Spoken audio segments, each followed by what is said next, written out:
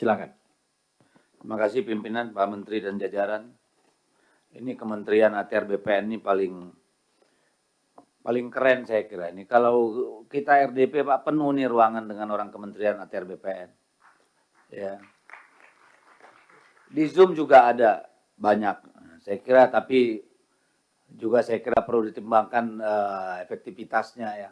Karena di luar juga banyak, di sini banyak. Mudah-mudahan ini betul-betul bisa mempercepat tugas teman-teman semua di Kementerian ATR BPN.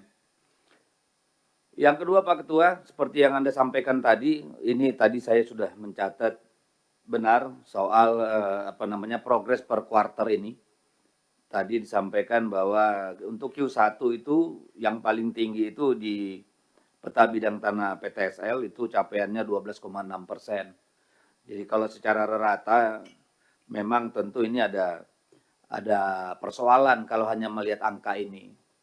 Oleh karena itu kami ingin pendalaman lebih jauh, apakah memang ini sebuah kebiasaan bahwa pada Q1 itu masih agak lambat, uang belum masuk, rencana belum ini itu, lalu nanti kita melihat kurvanya di mana nih? Apakah Q2, Q3 atau Q4? Ya, supaya ini kita bisa betul-betul memastikan, karena dengan pagu anggaran yang sudah disunat ini kan seharusnya ini capaiannya lebih cepat nih. Iya kan? Karena anggarannya sedikit, jadi bisa fokus menyelesaikan hal-hal yang betul-betul menjadi prioritas dengan asumsi semua yang dibuat dalam perencanaan itu sudah dirasionalisasi.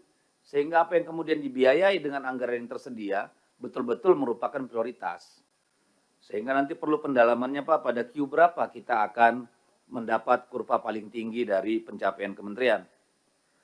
Lalu yang ketiga Pak Menteri, tadi saya sedikit pas saya mau bertanya, mencatat di sini, ini hibah apa loan nih yang World Bank, ternyata langsung dikatakan loan. Waduh, ya oke lah loan, karena pemerintah kita kesulitan di fiskal.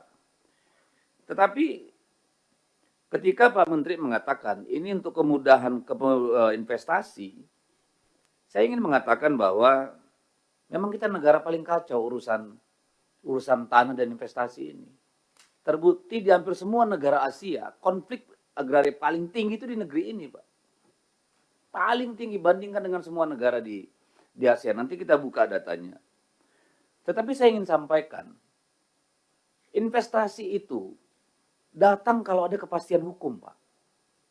Tanpa kepastian hukum, nggak ada investor mau taruh uang di sini. Siapa yang mau datang ada ketidakpastian. Regulasinya tumpang tindih, Pak. Di bawahnya banyak mafia, banyak makelar. Jadi kita minjem ini nanti untuk investasi, rakyat dikorbankan, belum tentu juga ngundang investasi yang banyak, Pak. Akhirnya orang-orang kita juga yang makan nih barang ini. Seringnya kan begitu. Kalau kita lihat misalnya luasan sawit pertambahan kebun sawit dengan luasan pemberian hak ulayat tanah adat bagi masyarakat, itu kayak seperti kura-kura lawan kuda Arab, Pak. Nggak sebanding. Jadi saya mohon juga Pak Nusron, di era Bapak ini, tolong diseimbangkan antara ini untuk kemudahan investasi juga dengan jaminan, Pak, terhadap hak masyarakat, Pak. Harus ada keseimbangan, Pak. Jadi kalau dalam konteks ini saya minta agar kalau bisa Kementerian Agraria mendorong, Pak, pemerintah daerah untuk mengajukan tanah ulayat dan tanah adat itu, Pak.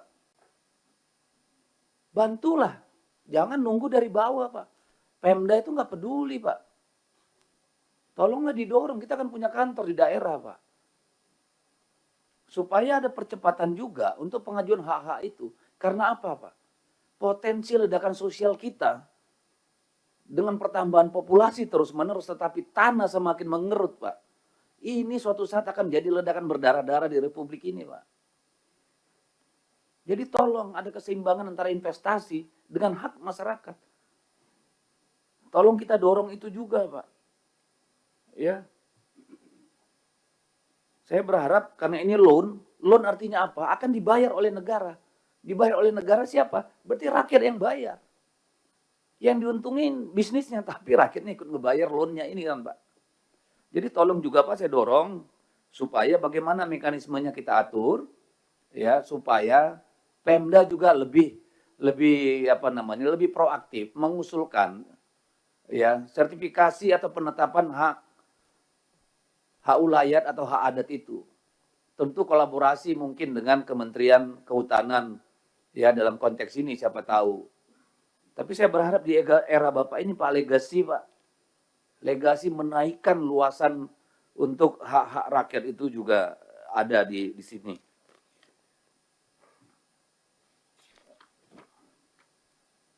Ini kalau saya lihat kan di sini hingga tahun 2025 itu baru 56 sertifikat hak pengelolaan HPL. Ya. Dari 18 kesatuan masyarakat hukum adat, Pak.